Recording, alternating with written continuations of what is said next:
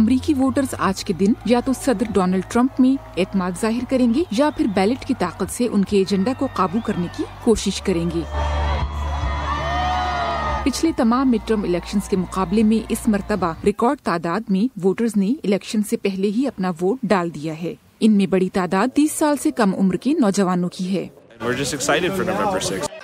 This is one of the most important elections of our entire lives. صدر Donald Trump Republicans کے لیے روزانہ کی بنیادوں پر زوردار مہم چلاتے رہے ہیں، جس میں انہوں نے امریکہ کی معاشی خوشحالی پر زور دیا اور غیر قانونی تارکین وطن کی امریکہ آمد کو بھی موضوع بناتے رہے۔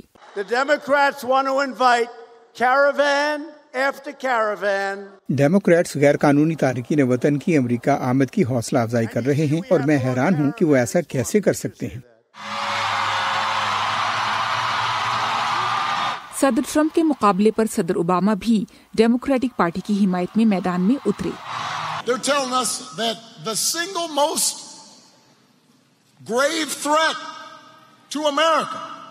وہ ہمیں یہ بتانے کی کوشش کر رہے ہیں کہ امریکہ کو اس وقت سب سے بڑا خطرہ ان پناہ گزینوں سے ہے جو غربت و افلاس کا شکار ہیں اور امریکہ سے ہزاروں میل کی دوری پر ہیں۔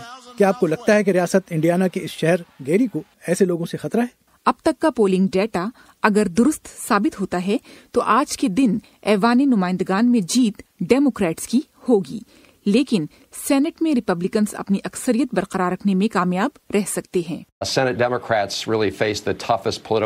میں یہ ڈیموکریٹس کے لیے پچھلے 60 سالوں میں سب سے کڑا مقابلہ ہے اور یہ بات قابل تعریف ہے کہ ہماری پوزیشن مضبوط ہے۔ ہم دیکھیں گے۔ میرا خیال ہے کہ سینٹ اور ہاؤس دونوں میں ہماری پوزیشن مضبوط ہے۔ ہمیں نتائج کا انتظار ہے۔ عام طور پر حسب اختلاف کی جماعت کو مڈ ٹرم الیکشنز میں فائدہ ہوتا ہے۔ آج تاریخ اپنے آپ کو دہراتی ہے یا نہیں؟ اس الیکشن کے نتائج امریکہ کے مستقبل کے لیے انتہائی اہمیت کے حامل ہوں گے۔ مائیکل بومن کے ساتھ سحر ماجد، اردو VOA۔